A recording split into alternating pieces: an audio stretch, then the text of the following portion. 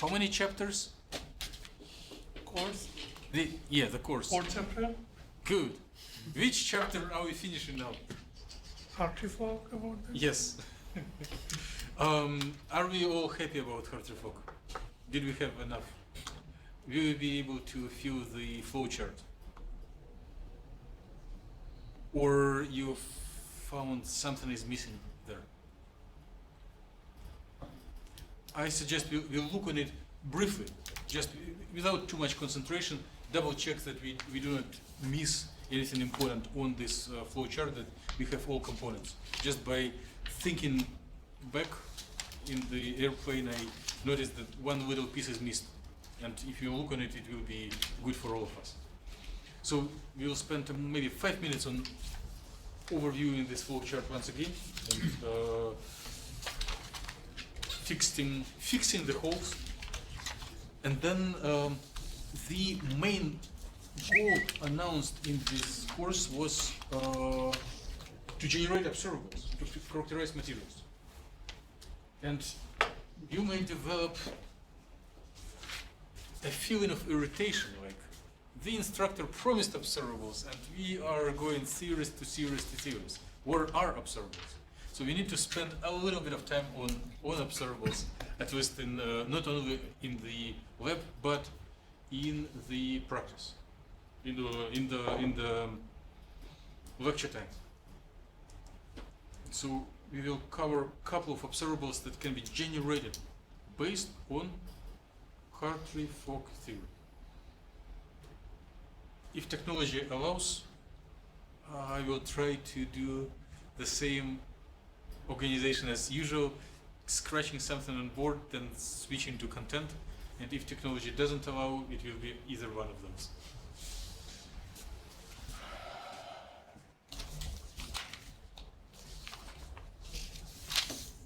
Content, come up.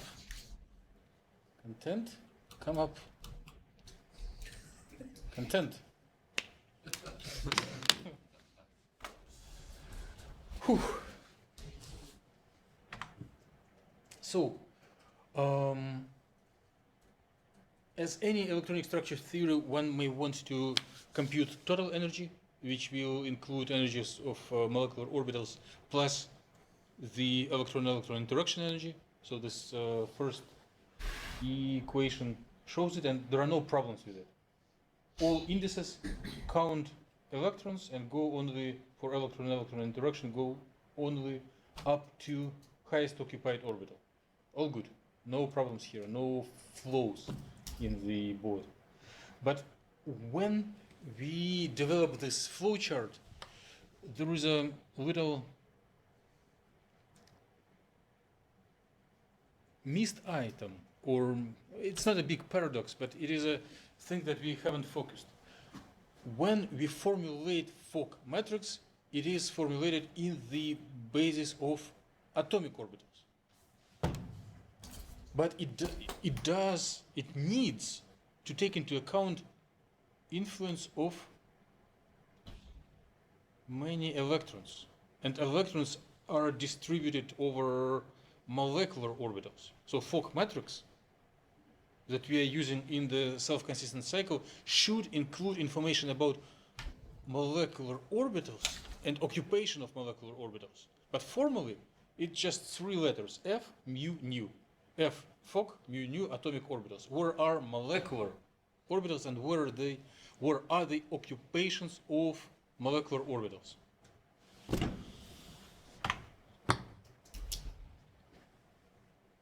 So when we set up an equation for Fock operator, there were no paradoxes because we didn't set up any basis. Okay, so when we formulate Fock operator, there are no paradoxes because there are no bases. But if you go to specific bases, atomic orbitals or Gaussian orbitals that look like atomic orbitals, we need to take into account knowledge about molecular orbitals that are already at our disposition.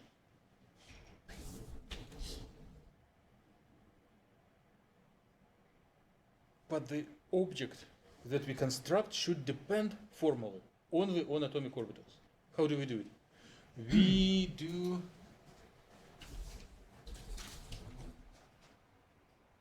attribute a weighting coefficient in front of matrix elements of the electron-electron interaction in such form that it will include products of the molecular orbitals with a trick.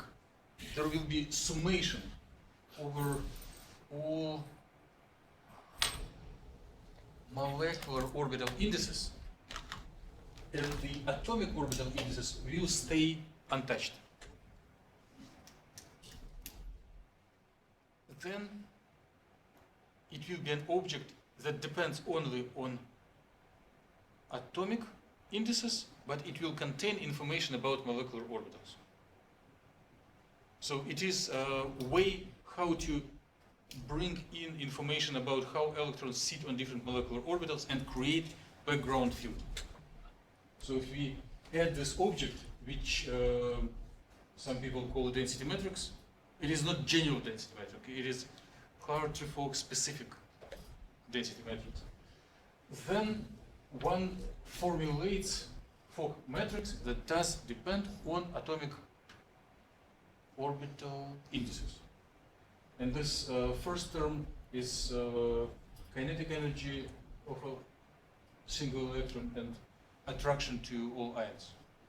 So this is an equation from the page from a book. So if we add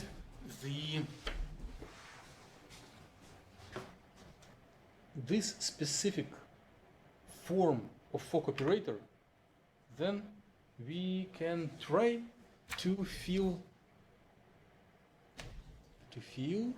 what? To fill a flowchart. Content go away. Content go away. Stop content.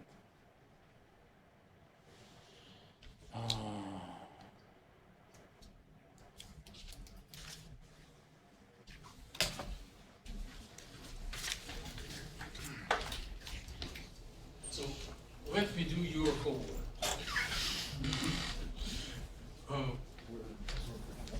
So the number of boxes is not coinciding with what is on your stuff, so you may need to redraw it or alter it. So we start from positions.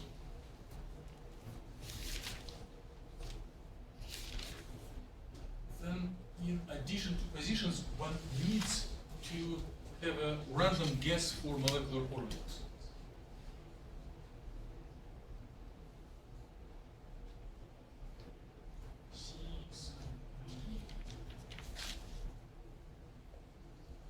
This information serves as an input to self-consistent cycle.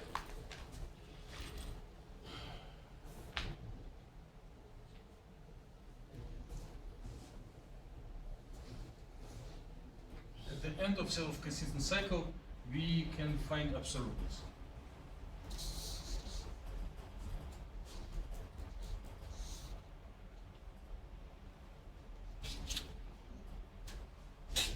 So, what is here? First, we need to formulate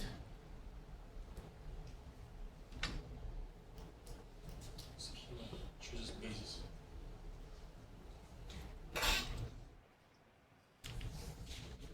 One needs to formulate density matrix.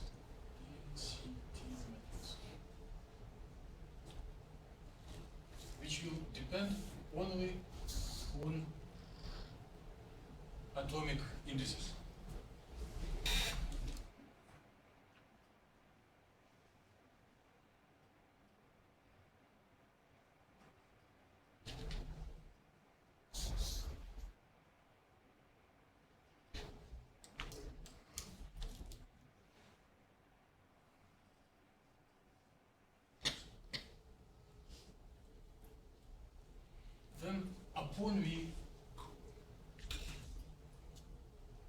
formulated, or stored, programmed, when we have a piece of data, array of data, representing density metrics, we are formulating Fock operator.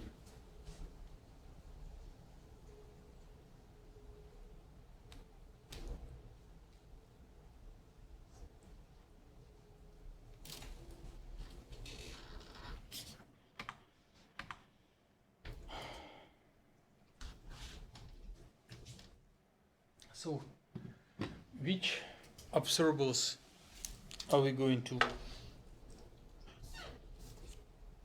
Well,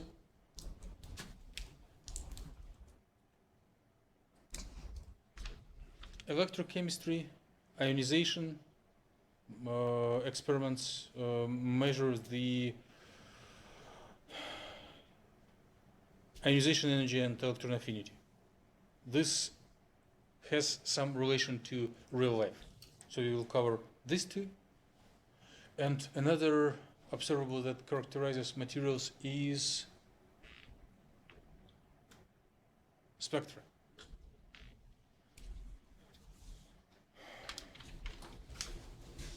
So the molecules, the materials that we do describe with electronic structure theory may have ability to interact with light. And then we need to introduce a rigorous form for the molecule with known total energy, known expansion coefficients, known energies of individual orbitals, ability of such molecule that has been characterized from electronic structure point of view to interact with light.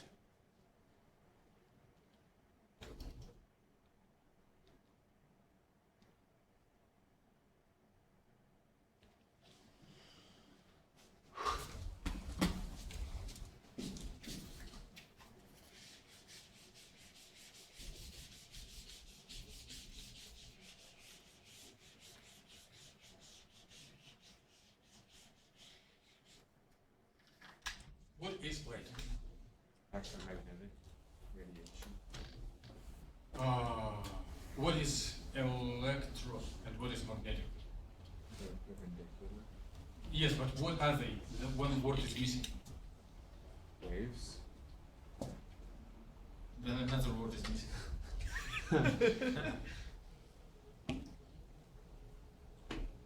Like Oscillate. what does oscillate if we have a propagating electromagnetic wave? Huh? Not part. There is a specific word that is required. Huh? Amplitude. Amplitude of what? Electron. Energy. Photon. More. I can even waves. It's interesting. So waves. What? Electron. Photon. Amplitude. All sounds very scientific. So when electromagnetic wave is propagating, something is perpendicular, something is oscillating, and even the best saying was electro and magnetic parts. Parts. Fields. Yes.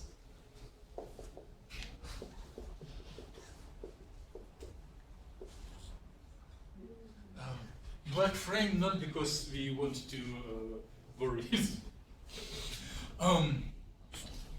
So, what is the field?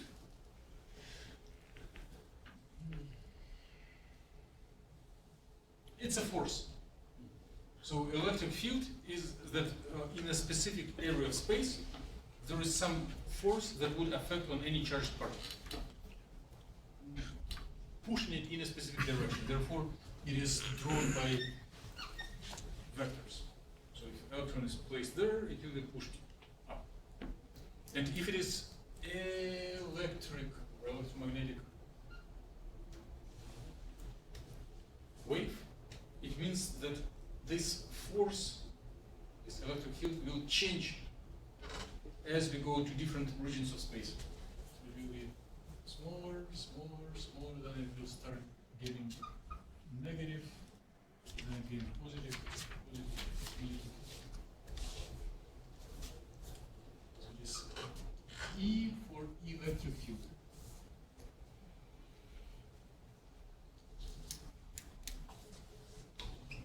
Part, amplitude, oscillating, photon, electron, waves. It's not an electron.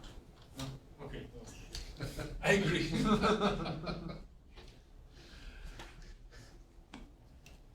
Perpendicular.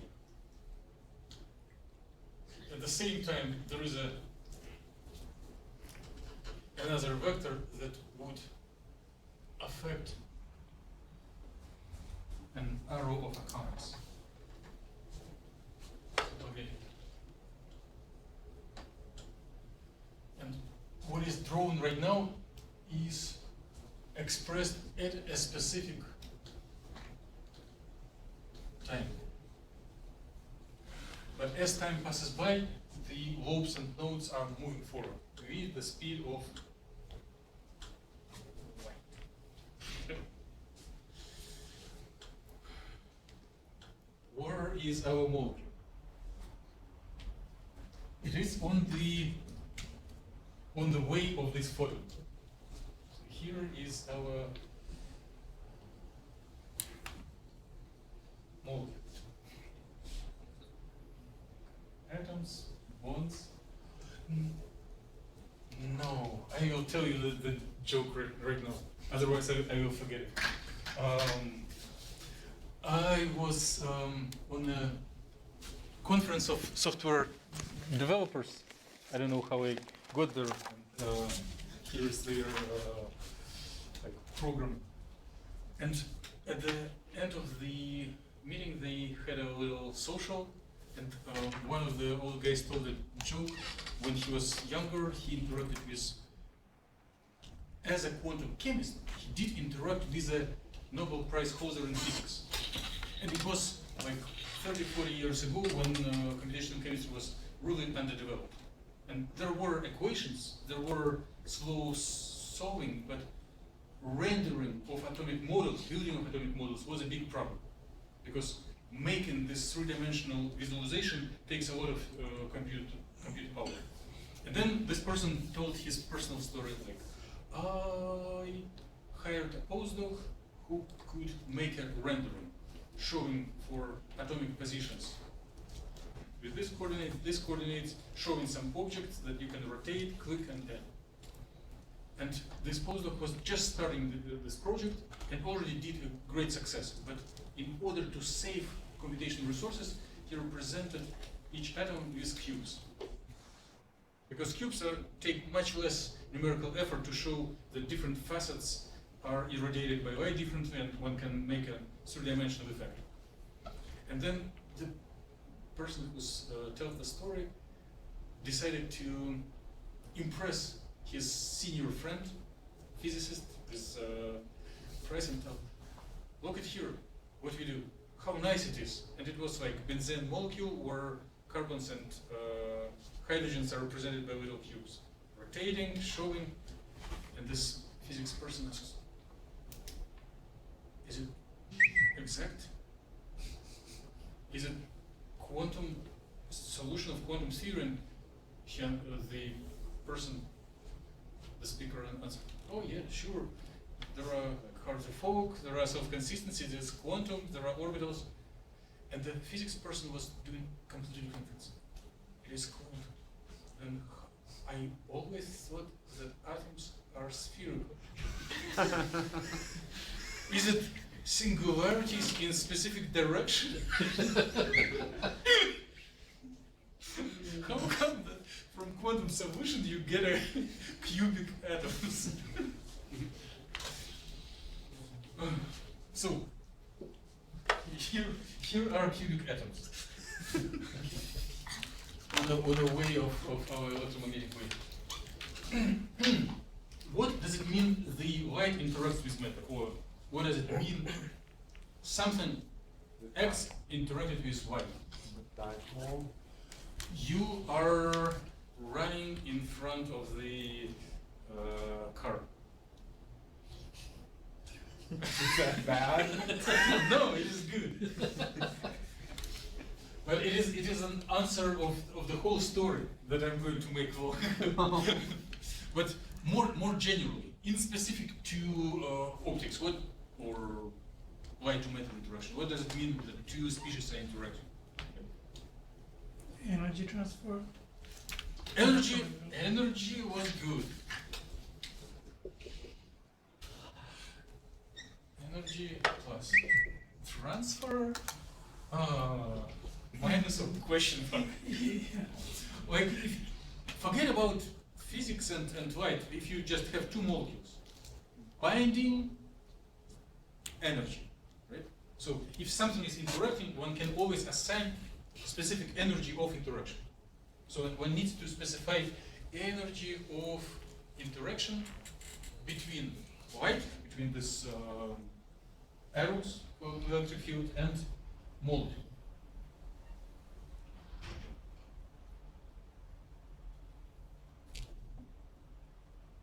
It doesn't matter which letter you use. One can use H, F, B.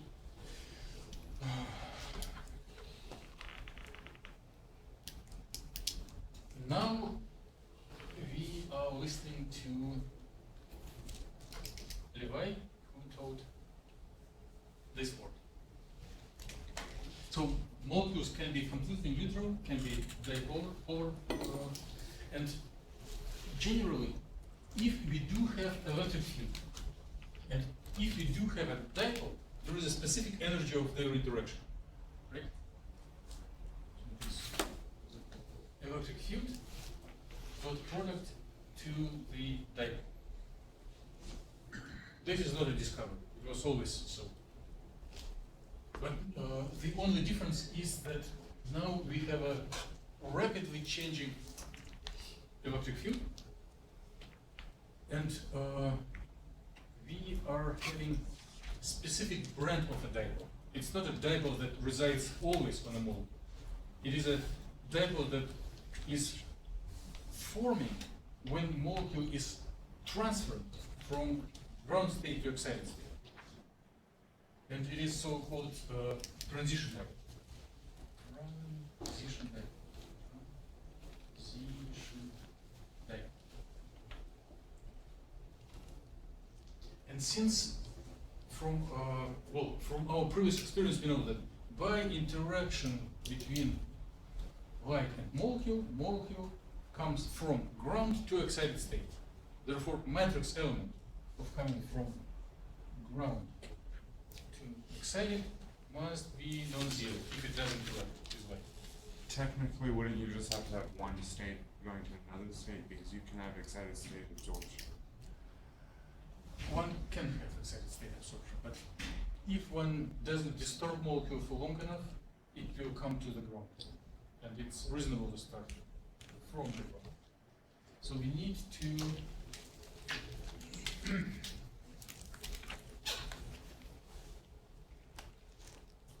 find a matrix element. And since electric field here is just a classical number, it is a function, it is a number, it is not an operator. We can put it up front and do cross dot product with matrix element of dipole. How does it relate to what we did before?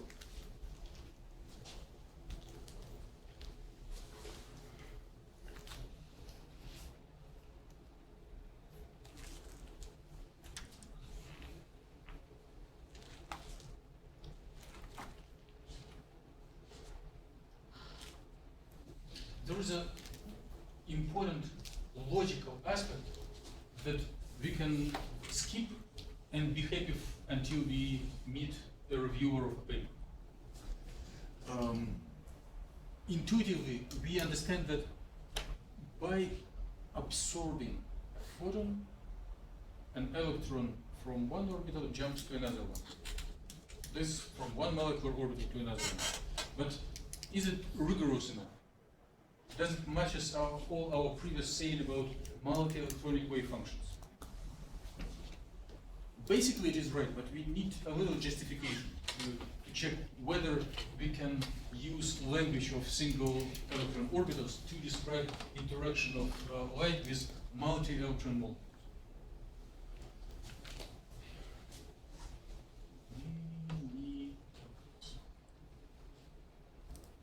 So then what is our ground state?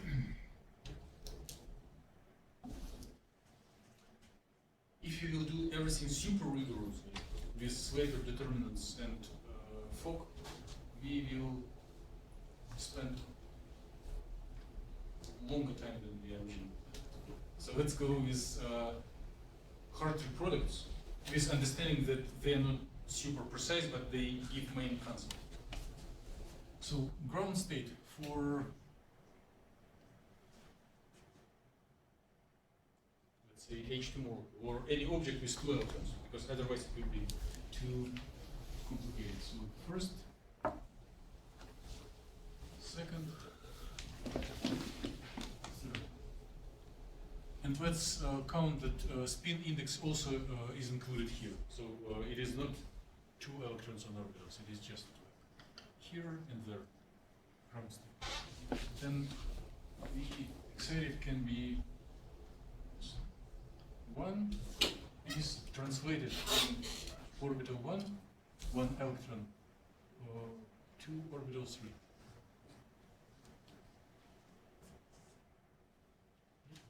So by photon we went up. And if you want to have a little flavor of multi-electronic wave functions, we would write this one as a product of phi 1 times phi 2. And this one will be product of phi 1, phi 3. Multi-electronic wave functions.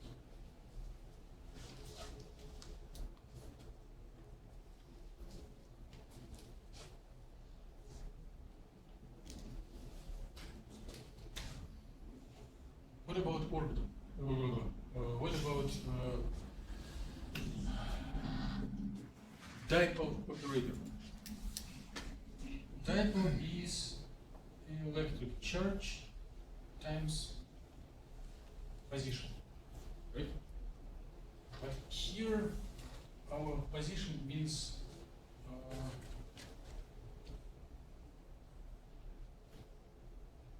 summation of all electronic positions, and if one wants to be rigorous, minus summation of all ionic positions. So this will be dipole operator. And now we are going to merge to find the matrix element of this dipole operator between these two orbitals. So U between ground and excited.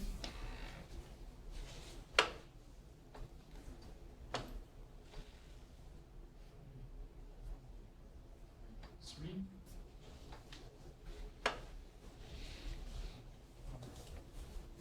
One. Two. One.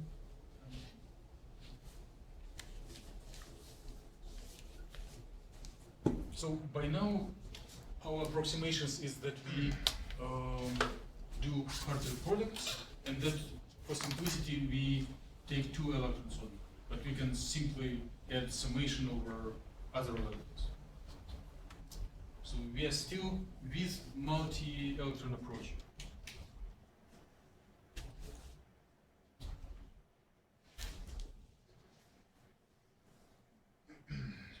In over position of electron 1, integral over position of electron 2.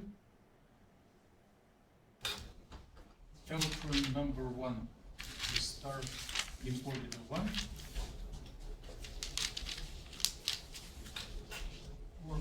Electron number 2 in orbital will start in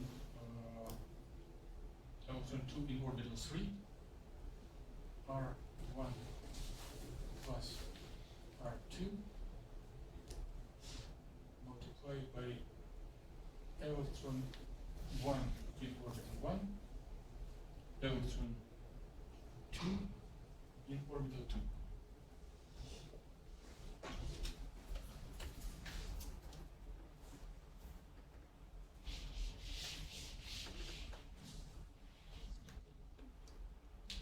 So these will be summation of two terms, one originating from R1, second from R2.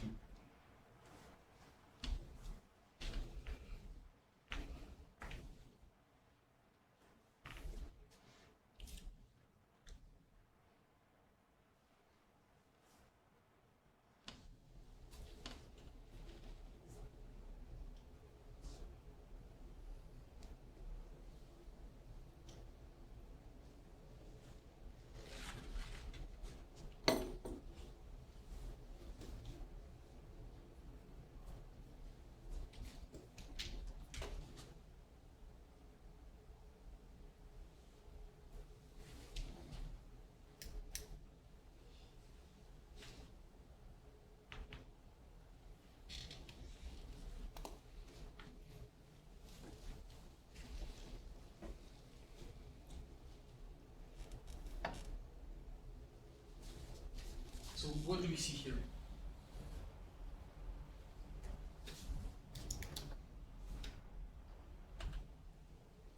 Let's focus on those parts of the first integral that do depend on R2. This little box, and integration over R2. So we do have molecular orbital number 3 of argument R2, molecular orbital number 2 of this argument, and integrated. dr2 phi 3 phi 2. What is it equal to? What is it equal to? Are we assuming what? Yes, they are good molecular orbitals that came out of diagonalization. See? 0, yes. Those are not atomic, those are molecular orbitals. Be 0. And then we do not care about the rest. If you have a factor 0, then whatever is the rest doesn't count. So we identify this 3 red boxes that generate 0. Now let's look on the second term. If we look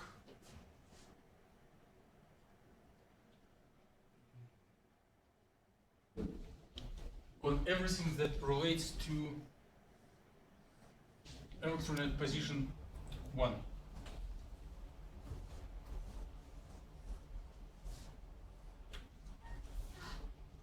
So here we have integral dr1 phi 1 r1 phi 1 r1.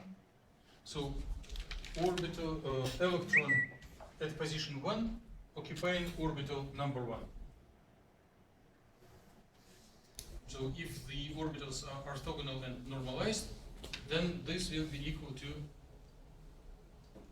yes, to 1. We're doing the lazy wave. Yeah.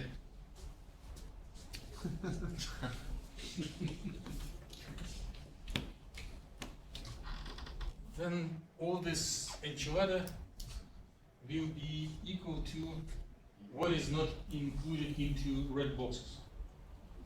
E integral dr2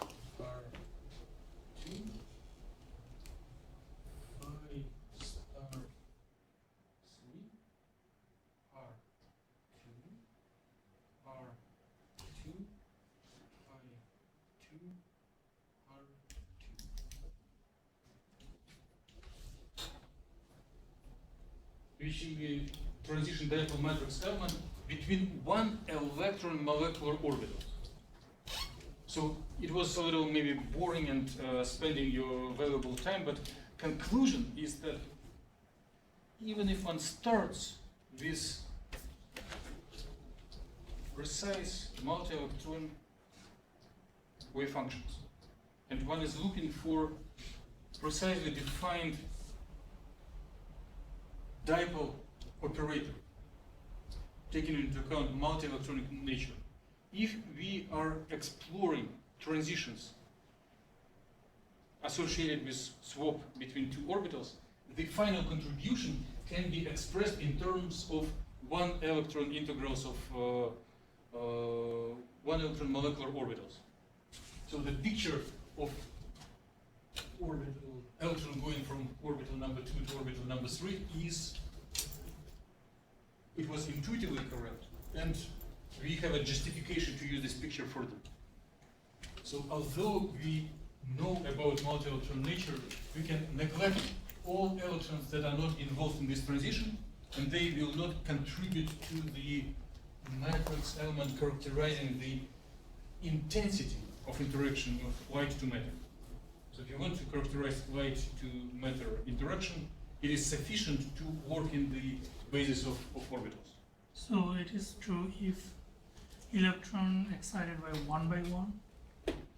What do you mean by? I mean, suppose like one We are not electron considering excited multiple in one excitations. Huh?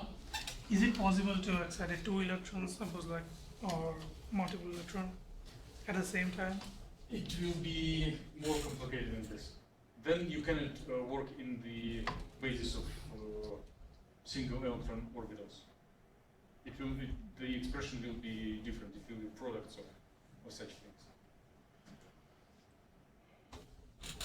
Okay, and even if we are not doing it immediately right now, we will come back to this very important subject again and again. So if we do have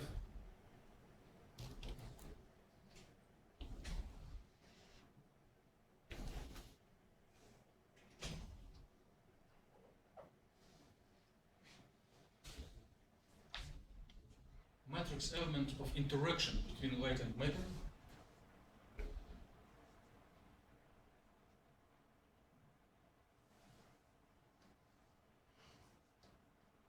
and we plug it into expression which is very similar to Fermi-Golden rule, it will generate the oscillator strength expression, which is something that is intuitively known from spectroscopic exercises in wet lab.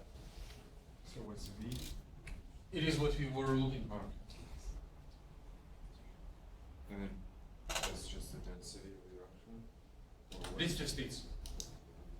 So if we continue from here on and work this expression in details, we will be able to compute absorption spectra of the material under the condition that electronic structure has been computed. So if we do have electronic structure, we have molecular orbitals, there is a way to compute absorption spectrum. And it is not the last time we are talking about it. We will come to it with more details and come to practical skills of doing spectrum.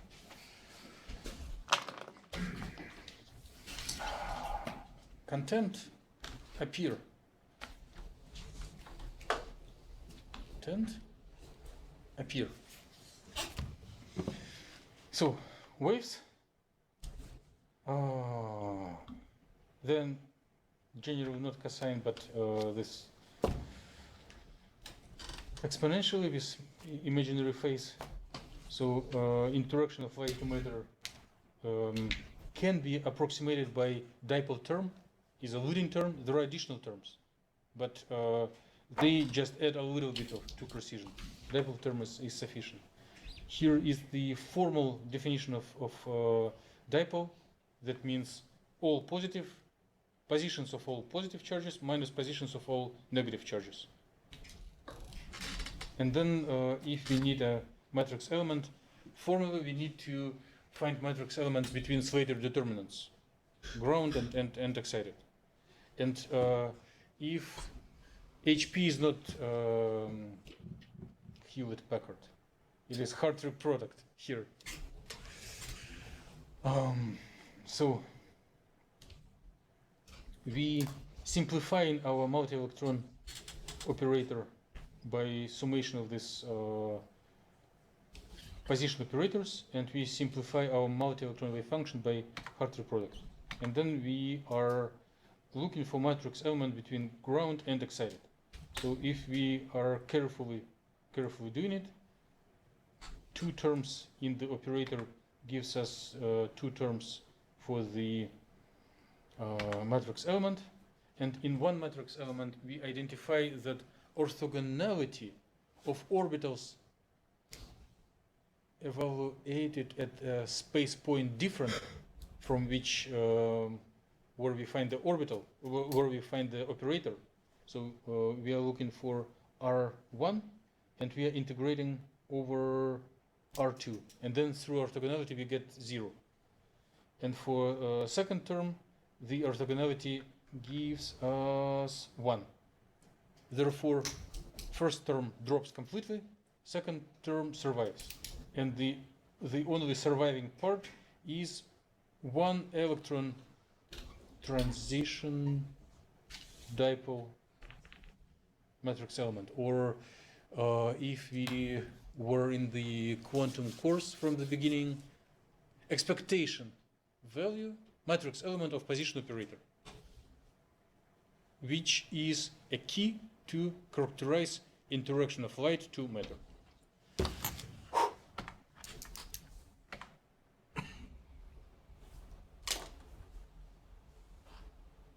Conclusion. Multi-electron observables can be represented in terms of one electron matrix element. How are we doing with time? How are we doing with steam to speak a little more?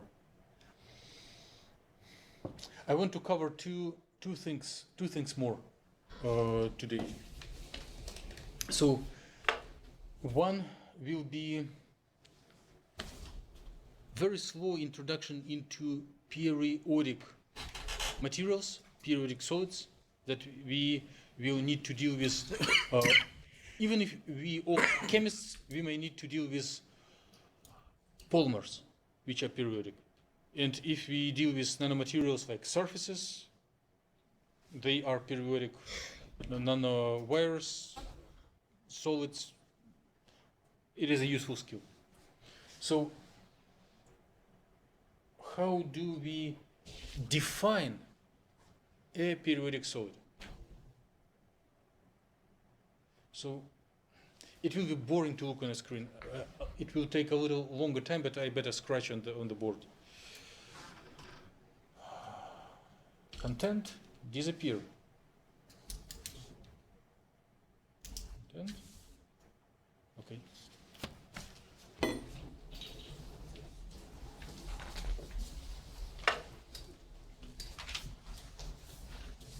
Now we are recording the cleaning effort.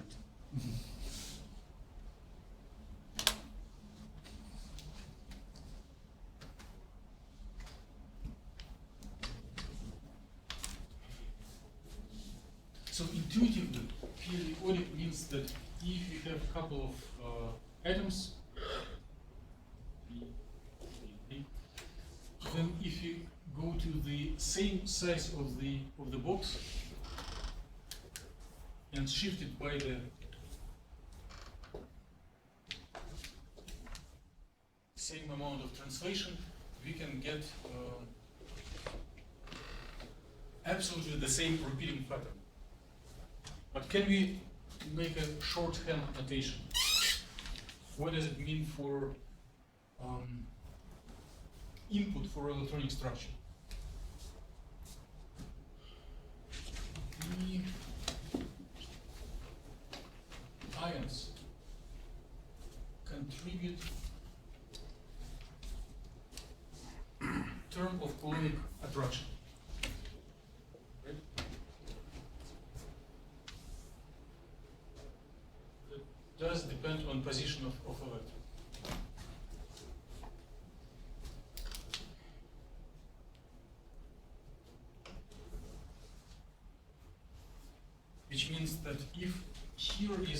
origin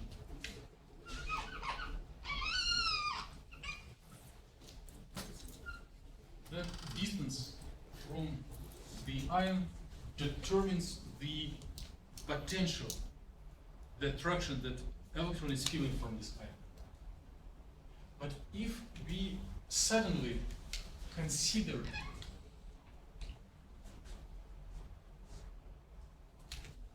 position of electron that is shifted by the vector which is equal to the size of the box,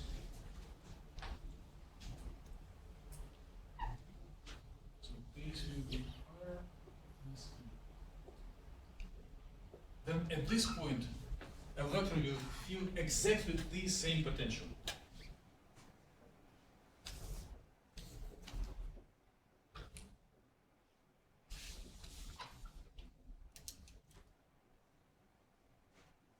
And more generally, one can place here any integer number. Integer number, and here is the box size, translation vector, periodicity.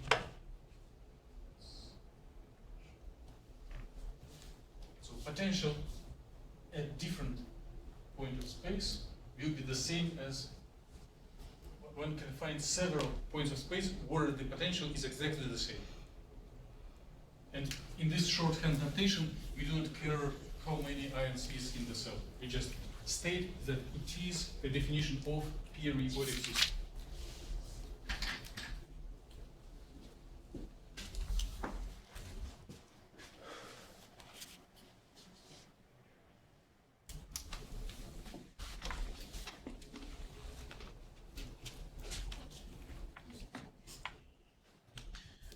Content appear. Good. So repeating periodic cell. There was universal scientist who contributed to the description of solids and nuclear magnetic resonance at the same time.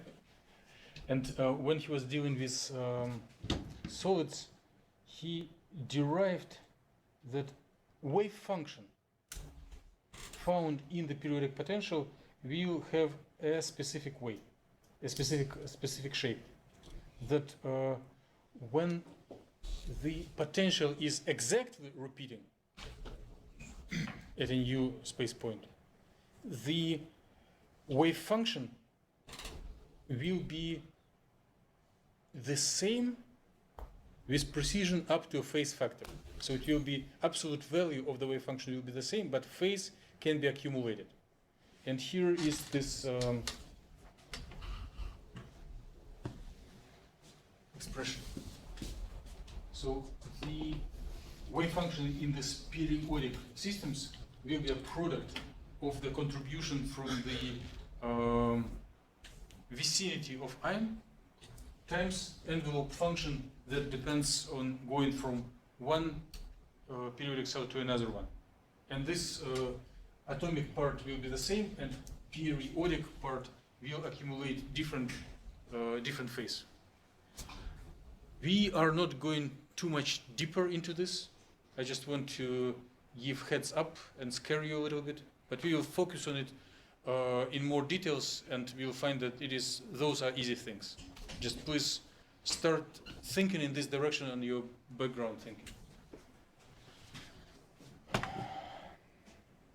Okay, last part that I want to touch today, and we do have maybe 5-10 minutes.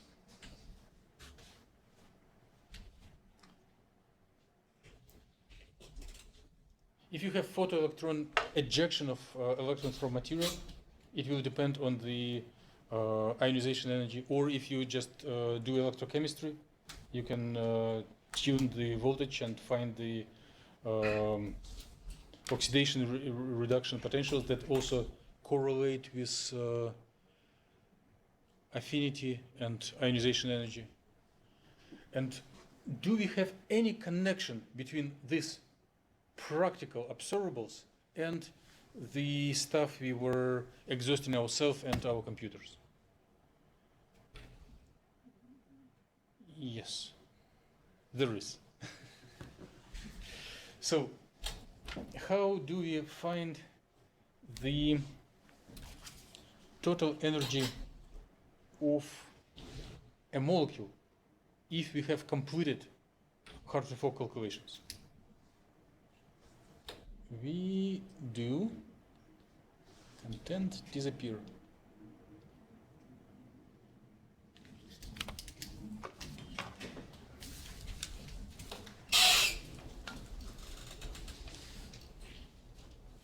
We set up total energy as summation of occupied energies of all occupied orbitals, and then we add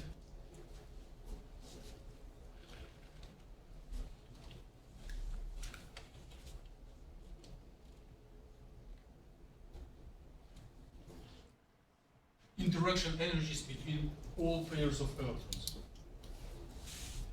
or I and J indices are indices of molecular orbitals.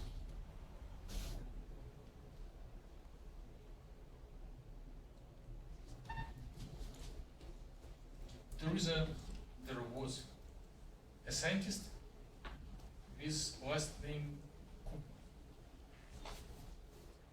and he told, we are so tired of these interactions.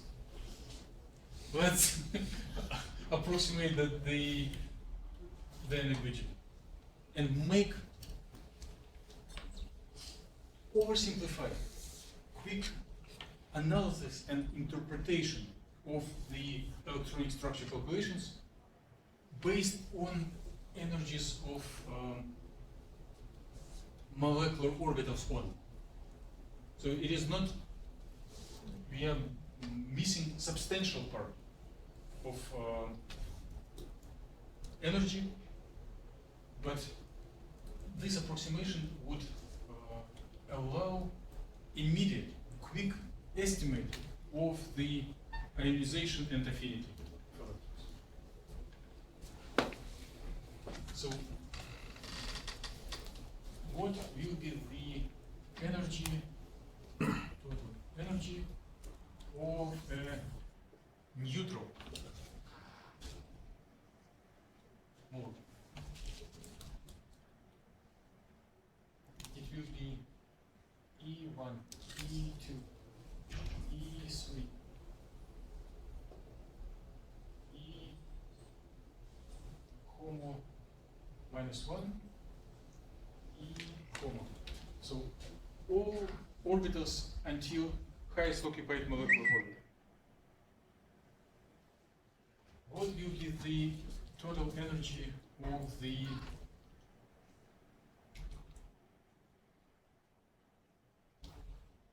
anion?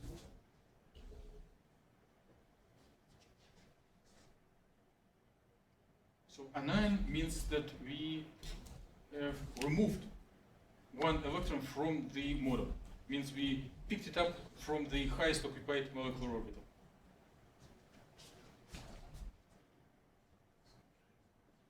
One, two, three. Cat on it, right? Yes. Because if you kill a cat, it's good.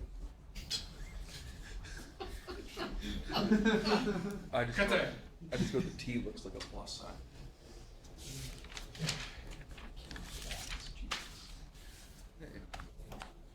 So we do have for neutral, we do have electrons on all orbitals, and we add together all their energies. Now, if we do have cation, we do remove one electron. So we have nothing on HOMO, and we have electron HOMO minus 1, first, second, third, and anything in between. E1, E2, E3.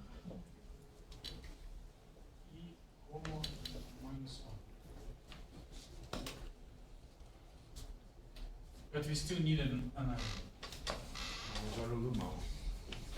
Yes. Minus 1. E1, E2, E3. So HOMO minus 1 is occupied and we contribute its energy. HOMO is also occupied and we contribute its energy.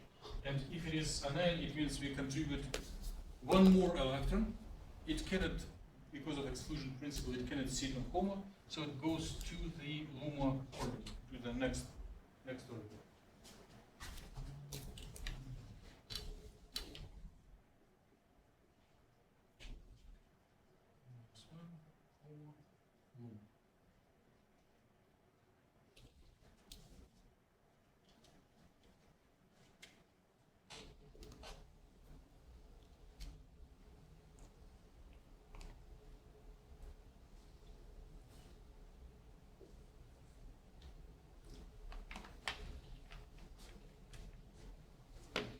Now, how do we define ionization energy? What is ionization? It means energy required to remove an electron. Remove an electron, meaning that at the end we will have cation, at the beginning we will have neutral. Ionization energy. The energy of cation plus 1 minus energy of neutral, 0.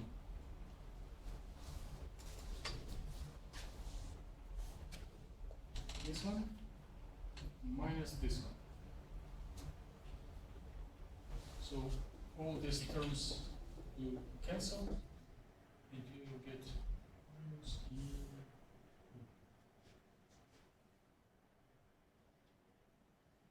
So if we have unlimited numerical facilities, we can directly compute energies of cations and anions, subtract them and get ionization energy. But what if we need to quickly estimate and we have only one run? We do not have time to recompute them again and again. We just take energies of molecular orbitals and the energy of highest occupied molecular orbital can correlate with ionization energy of the molecule measured on experiment. If it does, then it is very good. If it doesn't, we blame Koopman. But if we optimize the cation, it would give us a different ionization energy known as a adiabatic ionization. Optimization will contribute its contribution. But the correction from taking into account multi-electron effects is more important. So even in best cases, the neglection of these terms gives is responsible for about 15% error. So it is quick estimate. If you don't care about 15%, one can do it. But if one needs to evaluate if a material is a good donor or good acceptor, it could be available. And same, electron affinity. How do we define it? Energy to stick an electron to the molecule, contribute additional electrons. So at the end, we will have anion, at the beginning we have neutral. So energy of anion minus energy of neutral.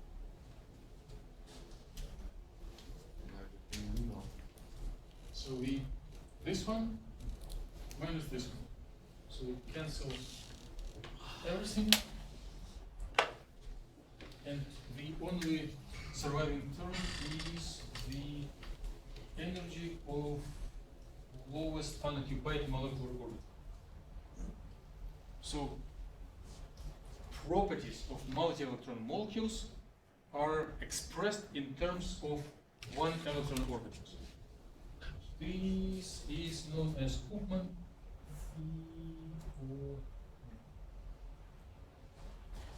So if one can neglect electron-electron interactions, then it becomes correct. Are you happy? Yeah. It was a political, maybe you're not happy.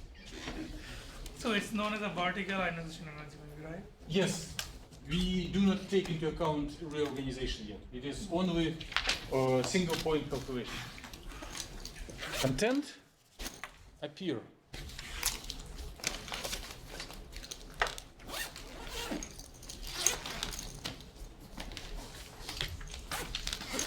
So if you neglect electron interaction, we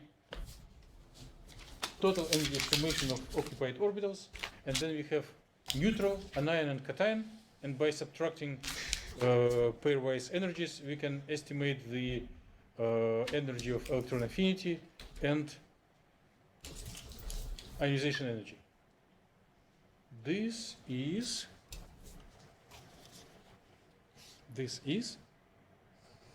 was Koopman theorem. This was a lecture with a brief overview of observables. We are completing Hartree-Fock theory.